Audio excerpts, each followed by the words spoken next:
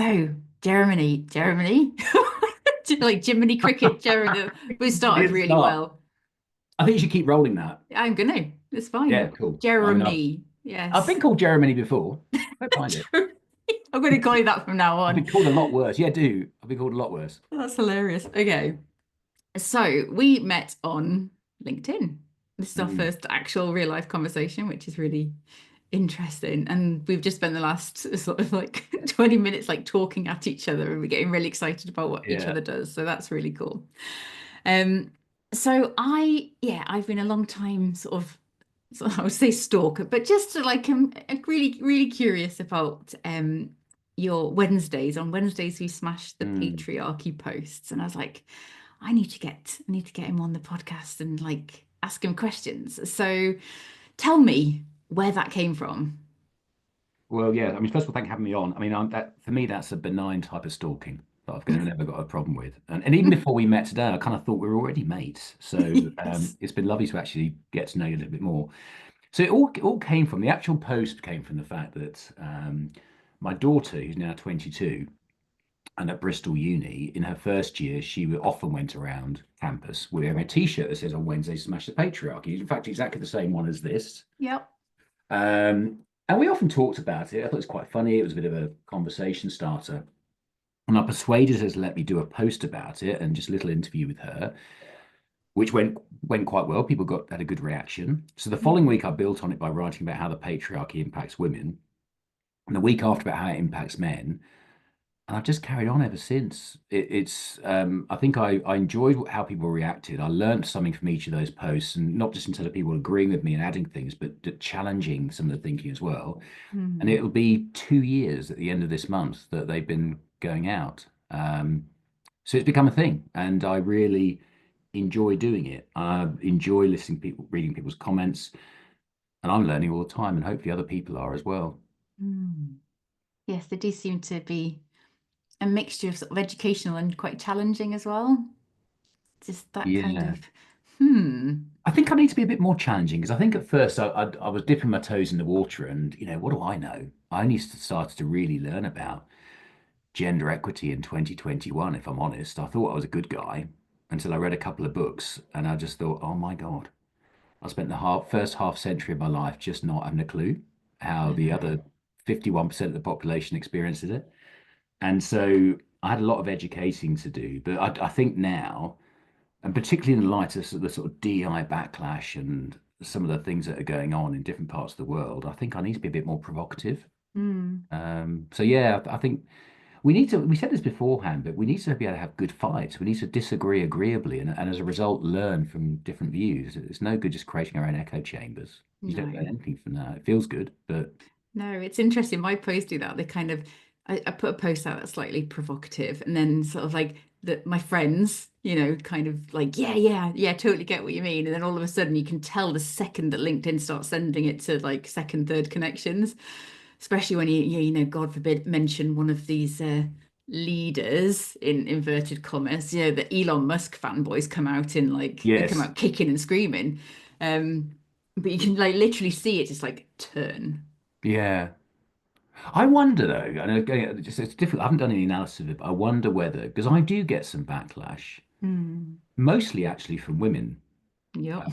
When I post about things like when I posted about menstruation last year, which again was Hmm. inspired by Phoebe, we had a conversation about how difficult and bad her periods were when she was a teenager one weekend. And I said, you know what, Phoebe, I'm going to write about that next week. So I did. And I got most people were saying it's really good. We should be talking about this. We shouldn't Hmm. be a taboo. But there was a small hardcore of people, mostly women, who were just it's all a bit creepy, a man talking about this, isn't it? And um, but my question was going to be, so I occasionally get a bit of that, and sometimes it gets a little bit personal, but it's not the majority of people are supportive. I wonder though whether I get a much more benign reaction to this because I'm a man. Yeah, Whereas if probably. you dare to sort of talk about Elon Musk as a mere woman, Hmm. Oh, yeah. It gets personal really quickly. And, mm, you know, even it's mostly men, but I think the women hurt more. So I've been told to mm, be less angry. It's like, okay, that's, Yeah. yep. Um, and yeah, and then I know you're gonna accuse me of internalized misogyny here, but Yeah. God, if you're gonna have to start it like that, I was like, Yeah. listen, sweetheart, I've got some news for you. Yeah. But yeah, it's fascinating how I think there was some research that literally came out the last couple of weeks about how women get way more shit on the internet. Yeah. Um, because it I think the algorithm loves across all the platforms, loves misogyny. And it almost, as soon as one starts, then kind of that first brave man that will come onto a post where everybody's like disagreeing with him Yeah. to pull me down or to try and correct me or call me little miss. Like, little miss, I'm Mm. 46 years old, sweetheart. Yeah. Exactly. Um, and it's just like, yeah. So I used to be terrified of it, like absolutely, like my God, what would happen if? And I think sort of being a psychologist scared me as well. I was very Mm. reluctant to post because, like, what if one of these dickheads takes it upon themselves to go and put a complaint about me to the Mm. British Psychological Society? That could actually impact my career. And then realizing, like, actually, if the BPS struck me off for telling some dickhead on the internet to fuck off, that's a good story. The Daily Mail would love it. Oh, yeah, So absolutely. use Yeah. it. Yeah. And it's like, whatever. It means I have Yeah. to stop paying them. I don't think it adds anything to my life, the BPS. So do what you must. But yeah, I was really scared of that. But even with that, it's all of those cognitive steps you had to go through to get to Mhm. that conclusion. It's that mental load that again I didn't really know about until about 4 years ago. Whereas I didn't really do that. I mean, I do think about my post and I think about the implications of certain things, and but I don't have to go through many leaps, and think about my safety or think about the ramifications and Yeah. stuff like that. And the thing about it is it's quite liberating when you can do that.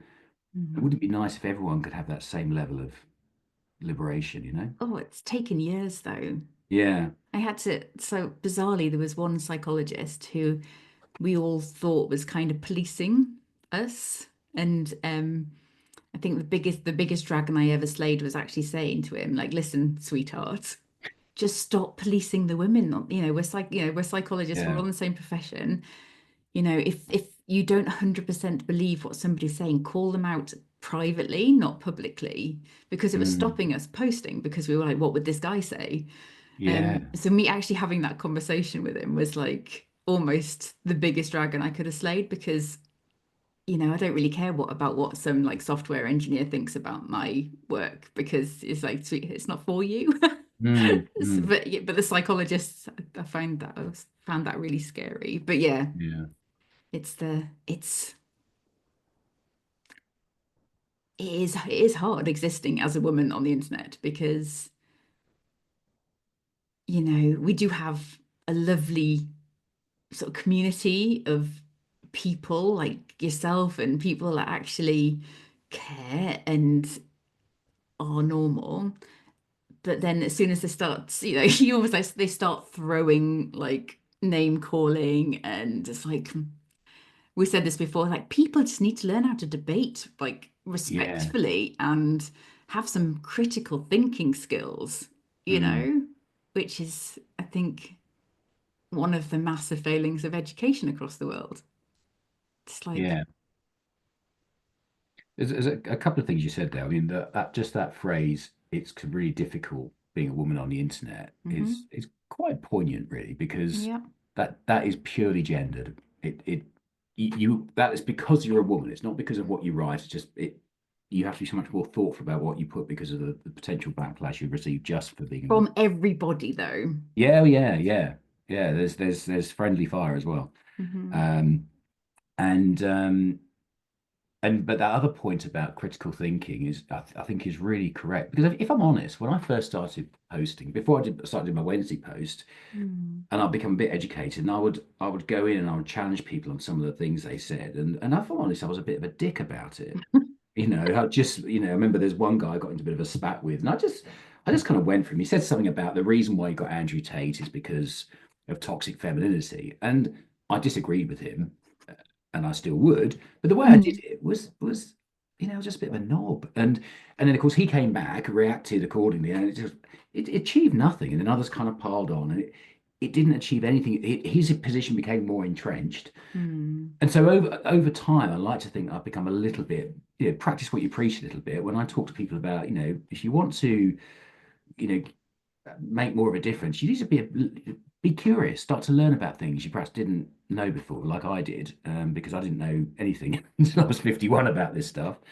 And then it's about having a bit of compassion for different people's lived experiences. Because you haven't experienced doesn't mean that they haven't.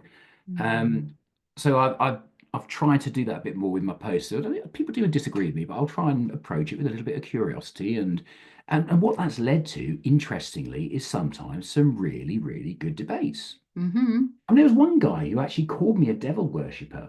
Was one of his opening gambits? Just was going about how this all the patriarchy smashings and this bullshit, and he went on quite a religious rant and called me a devil worshipper. Was his the conclusion. And I kind of, I went back with a fairly humorous response and said, "Can you explain a little bit why you feel this?" What are you And then he kind talking of came about? back and said, "Well, yeah, it's because of this." And I thought, "Gee, that's not a bad point." And we're never going to be mates. But it ended up with something where I thought, okay, well, I now understand his point of view a little bit better and why he Hmm. reacted the way he did. He hopefully doesn't think I'm too much of a dick, although he clearly disagrees with my views. But I've actually found some other people who came in with a very different view from me that I now consider part of my friendship group, who I talk to and I learn things from and I ask their opinions on things. And that's how we learn. It's not by just No. kind of getting more entrenched in our views. I mean, I know for a fact I spent the first 51 years of my life being wrong about some fundamental things because I just didn't know. I didn't know them. So now I just try every day to be less wrong. Yeah. And what are the chances of all the things I hold opinions about? 8 billion people in the world, all the ones I hold opinions about just happen to be the right ones. I No, mean, exactly. I'm the same. I did so much unlearning yeah, first with my ADHD diagnosis because, yeah, and then sort of figuring out about this good girl stuff. And it's like, oh, this is because, when I was 8, my gran said this, and I've kept this as like one of my beliefs my entire life. It's like, yup. It's like, where did she get that from her gran? It's like, so I've got beliefs from the mid like 1800s. It's like, yeah. That's fascinating and frightening at the same time. yeah, it is. It is. And I think you probably don't have this as much, but I get a lot of tone police. So it's like, could you say that nicer? No, I can't. Well, ironically, I was told in my corporate career, as I was kind of Mm. developing my leadership career, that I needed to just develop a bit more of a tougher edge, needs to be a bit less Mhm. nice. And when I did that, and it was correct actually, there were times when I was a bit soft and I used to be a bit more direct. And then when I did that, yeah, I got nothing but praise for it. Mm. But of course, now I look back and realize the amount of women that were told just to be less angry, tone it down a little bit, try and be a little bit more conciliatory, and don't be so difficult. But I also heard those kind of conversations taking place when you was having sort of calibration exercises, talking about other leaders. Mhm. Um, the amount of times I heard those things now, it just kind of flew over my head. Or I might even go, "Yeah, she can be a bit bossy." No, I've never heard a man called bossy No, or a bitch or no. being criticised for being an uncaring father. Yeah. And but I didn't know. No, I And know. I thought I was a good guy. And So that's one the of that's the problem. yeah, It's there's no such thing as good guys and bad guys. There's like it's a line, isn't it? There's like absolute, monsters at one end. This, yeah, happen to be running one of the biggest countries in the world. And then at the other hmm end are like, people that are willing to challenge their own beliefs and, lean towards us as women. And then there's the whole kind yeah, of, that whole change cycle in the middle that people are like, oh, I don't want to hear about it. So I can be curious. And mm, it's how do we get more people along that to kind of realize that they don't understand the water. Like fish. You say to a fish, it's like, how's the water today? The yeah, fish doesn't notice there's actually even any water. So there's men don't notice that That, yeah, there's water. that's an And analogy I often use because it's yeah, so true. It's yeah. so true. You know, if But you're we know it's the imagining, water. yeah, exactly. It's cold and it's wet, and if you don't swim really hard, you'll probably drown. It's normally cold because the corporations have the bloody aircon I on and it's know. too cold for It's women. literally cold. Yeah. It's absolutely freezing. Yeah. So Um, yeah, it is I think fascinating. though, something you said that because quite often the way these things we try and convince people of the need to change is through data. And I'm a big fan of, data is important. Yeah. But I think actually understanding and what that appeals to is the way that we overly index and obsess about the importance of IQ Hmm. over EQ. And so it fuels that need for knowledge. And okay, I now understand that because women, probably make 80% of consumer purchasing decisions, we should probably listen to women more. Okay, but that's not really going to make you do anything about it, and that's why No, people haven't, an organization haven't for decades. It's like really no. slow steps which we're now going backwards. Yeah. But there's something you said about maybe the task should be is how we can get not just men, but get people to start to just question their own beliefs and just think about things differently and think about, oh, well, actually, what if this were true? I know you think Mhm. this, but what if this were true? What could that mean for you? How could you? Because in my own experience, it wasn't realizing that, women having more women in senior positions increased your ROE. What made me start to? There's so much data to say it does, but yes. So yeah, this, we're not for lack of data, but even before I started to really educate myself about stuff, what made me surround myself and get a good balance of gender in my team was when I worked with, still, I was developing as a leader, but I worked alongside a woman called Nora, Hmm. who was absolutely brilliant.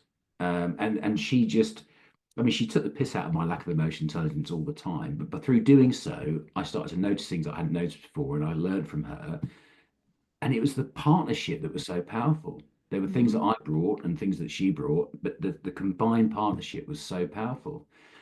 And the next person that I worked with who was very similar, I won't say what his name was because I don't want to, you might watch this. And he was brilliant. As good as Nora. He was really hardworking. He was a great guy, and I trusted him Mm. completely.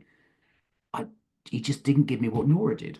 Mm. And then it made me realize that there's the benefits of actually just having that gender balance in my team. Hmm. Um, Long before I'd started to realize some of the disadvantages that women face. And I think if we can perhaps appeal to more of that, because one of the things that we often go down the kind of the data-driven route or the moral route, but decision making is probably the biggest thing. And you look around the world right now, the quality of decisions we're making, governments, organizations, it's like a fucking shit show. Oh, I know. I nearly lost my shit when Keir Starmer thought it'd be a good idea to make adolescence available in all schools without any wraparound support or training how to deal with it. I saw that today. I was like, why? What? But it's like none of this information in this TV show, which I haven't been able to bring myself to watch yet, and I probably won't. None of this information is new. Mm, None of it is like, yeah, it's like yeah, we've known about this stuff. Jess Phillips stands up and yeah. talks about this stuff every year. Um, but no, it's like all of a sudden it's yeah. So I was just like, I mean, teachers aren't equipped to deal with this shit. no, of course not. Not without some kind of facilitation and understanding. And I watched it and I thought it was brilliant. Hmm. I've always loved Stephen Graham. I think he's incredible, and I thought it was beautifully done. The boy actor was, considering he's not actually an actor, was No, I know. It's fascinating. and there were some really, it's tough to watch, but there's some really poignant bits in it as well. But I think a lot of the you see in the press that we immediately jump on the likes of Andrew Tate as Mm. social media. Well, yeah, that is very problematic, but it goes far, far deeper than that. And that's what I think the Netflix series is really good because it shows you the clues to all of those things, but it doesn't actually, but not everyone's going to interpret it that way. That's it. And it It's like, needs that yeah. interpretation. Did you see what happened in the final episode there? Did you see what the dynamic in the family on the dad's birthday and stuff, what's going on? Let's talk about what was happening there. Do you experience that? That's what it needs. Yeah. And the blaming of the child as well. It's like the child didn't just wake up one day and like just be like this. It's like there's so much stuff that was missed. That, oh yeah, Yeah. and the fact that I saw a woman comment, and it still like haunts me today. Um, so the girl was bullying him, and just girls need to understand consequences. So yeah, you'd be on, you would be on a jury, and a man's pushed his wife down the stairs because she was nagging him, and she's like, yeah, Wow. consequences. So I was like, and this is a coach. This is like a coach for women. And I was like, Wow. yeah.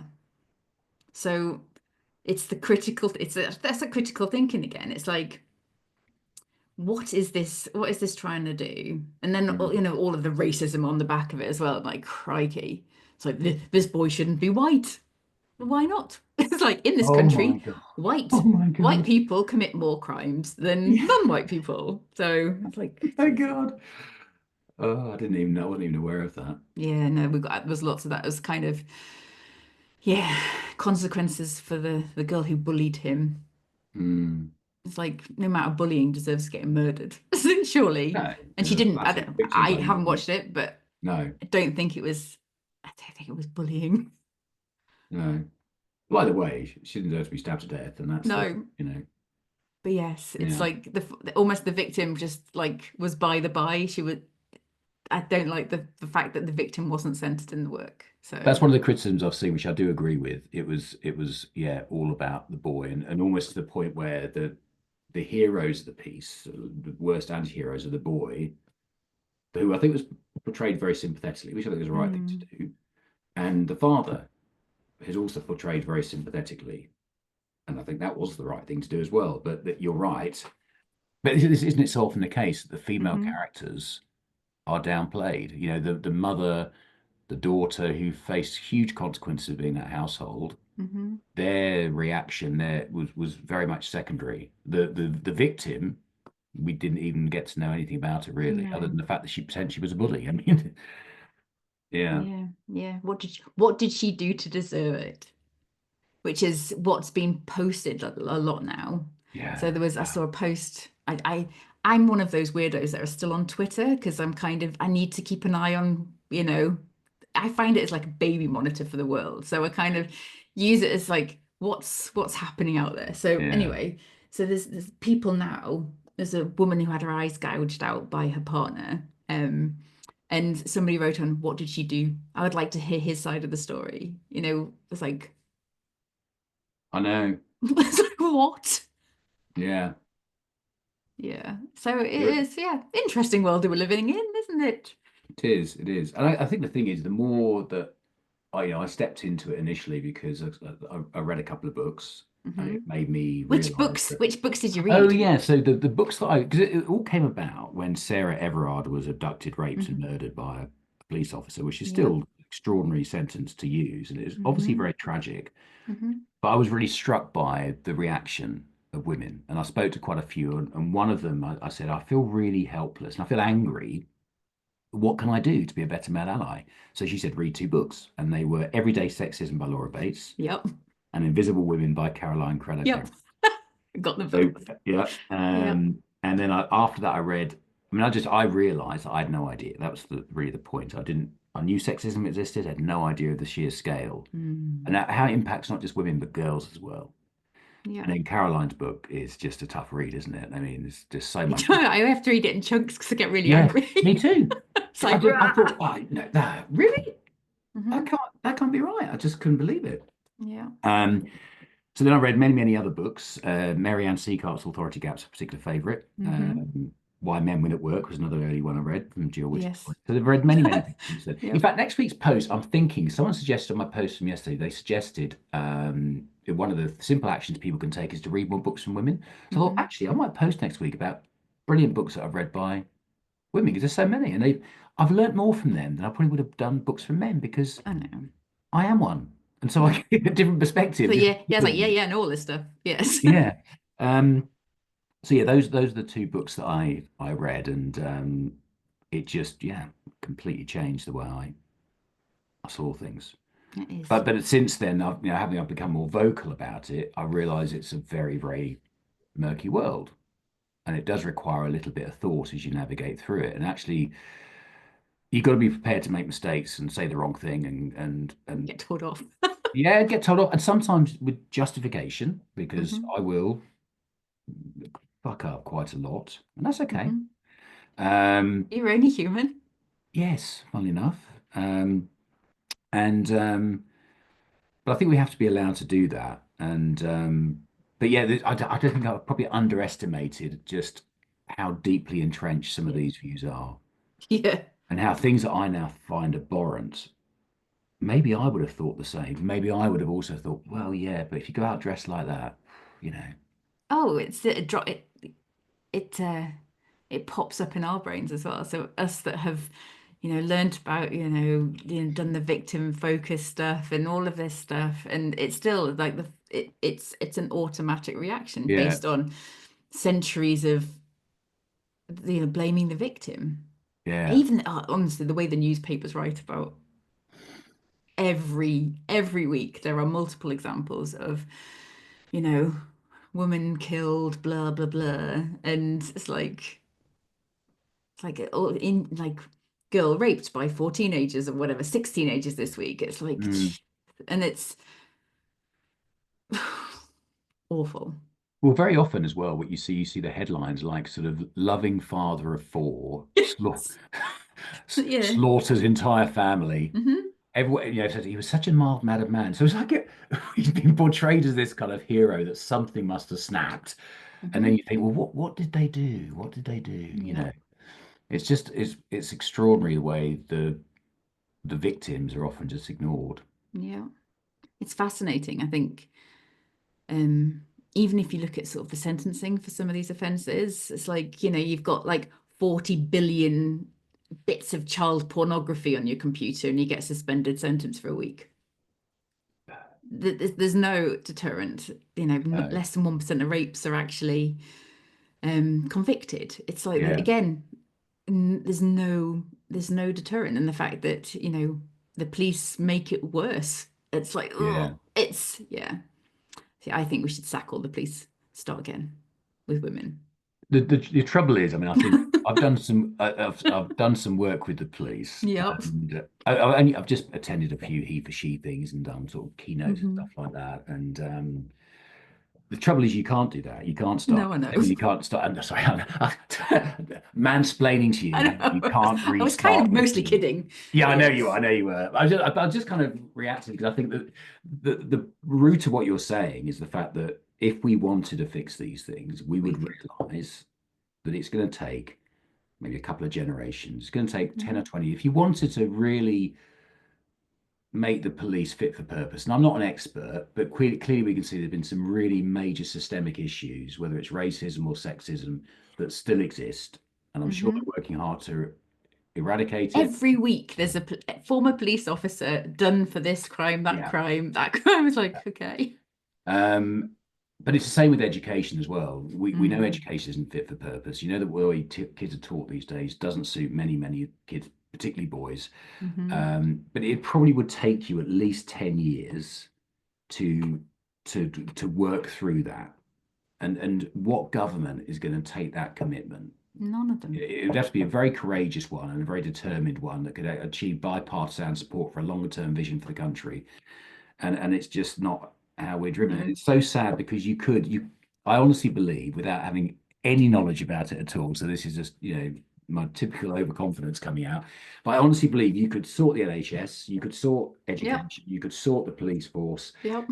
If you gave it as a 20-year plan, you could probably do it in 10 if Hmm. you were prepared to actually look at what was going to be And do needed. hard things Yeah, and face up to the realities, that is Um, broken. let's not stop thinking of, say, for example, in the police, that misogyny is a few bad apples. It clearly isn't. It's No, it's clearly no. systemic, My and it's dad, not. my dad worked for the police, and Yeah, let's just, yeah. I'm yeah, like, yeah, yeah, and the army. So two yeah. interesting organizations that he did Mm, 25 years in each of them.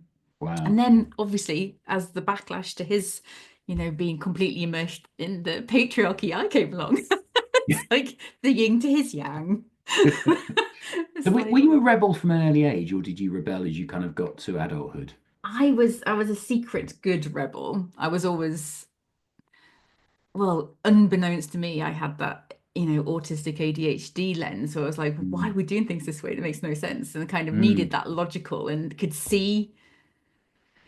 I always thought it was like magical. I could almost see in the future. But when even sort of early career stuff, people would say things to me, I was like, well, that's never going to work. And I was like, then sort of waited 6 months. I was like, well, can we just try it my way now? Yeah. And it's like, can you imagine though? I went to university to study psychology for 4 years and came out as an organizational psychologist, knowing how work could be awesome. Mm. What the best practice is, what we need to do as like leaders, as like in teams, how to actually choose teams that are going to be working really well, or Mm. the psychological safety, all of that sort of stuff. And then going into organizations where none of it, it's almost like the opposite of all of that. And I Yeah. was just like, Yeah.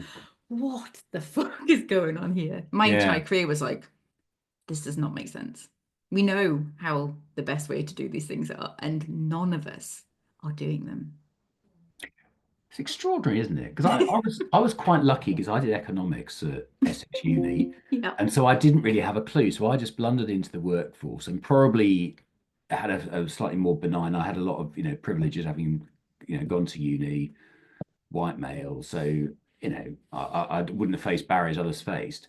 But it did then make me realize once I started leading myself, and after 2 years of being really bad at it, as I started Mm. to adopt what other more successful leaders did, and okay, actually this is going a bit better and it's quite rewarding, then I thought, this is what I want to do. So I then started to see that and create it and learn as I went. So I was But lucky so that, many people don't. well, no, that's the thing. They're But like then, of course, I accidental started to read leaders. about it and I started to look at And the data and think, oh, yeah, so this, A, I can see this working, and B, all the data says it does. And yet here we are. I find it amazing. no, yeah, it's almost like it's like so frustrating because you can see some, like, even some tiny tweaks that we can make things much Yeah, better. It doesn't have to be like revolution. It needs revolution, but we can start heading towards the right direction. But it's that short-term focus. Organizations are quarter to yeah. quarter. Governments are 4 years to 4 or 5 years, depending on the country. And it's like, oh, this is too big. Justin Welby was on bloody Laura Kuenssberg at the weekend, basically saying, oh, yeah, we knew all about the child abuse stuff and how bad the church has been, but it was just too overwhelming to deal with it. It's that. Yeah.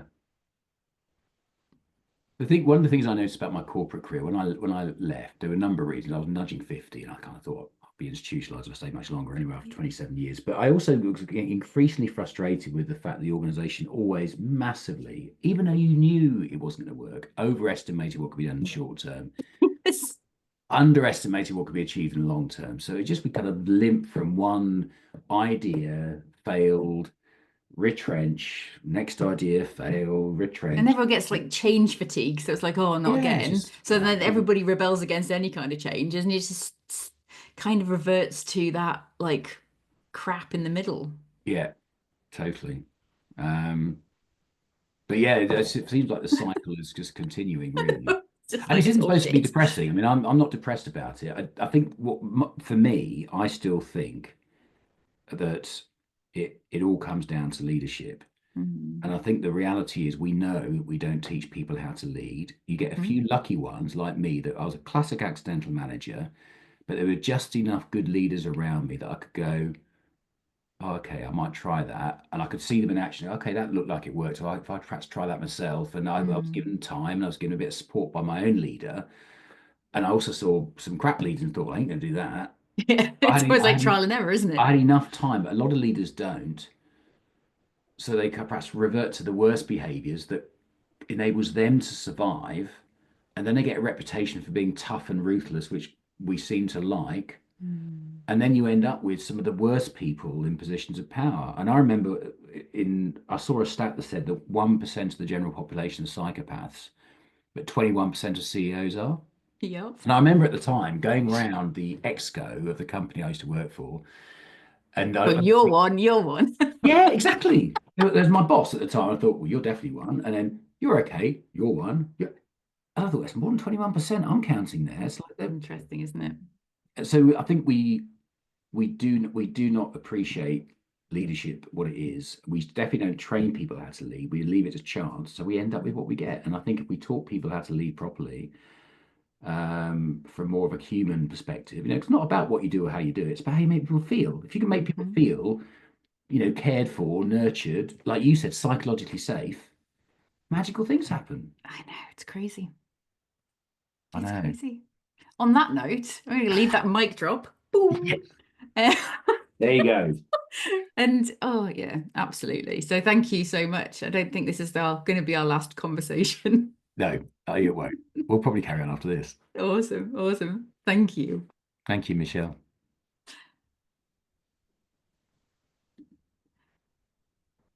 It's time. Yeah, hang on, 2 secs. Just like stop recording.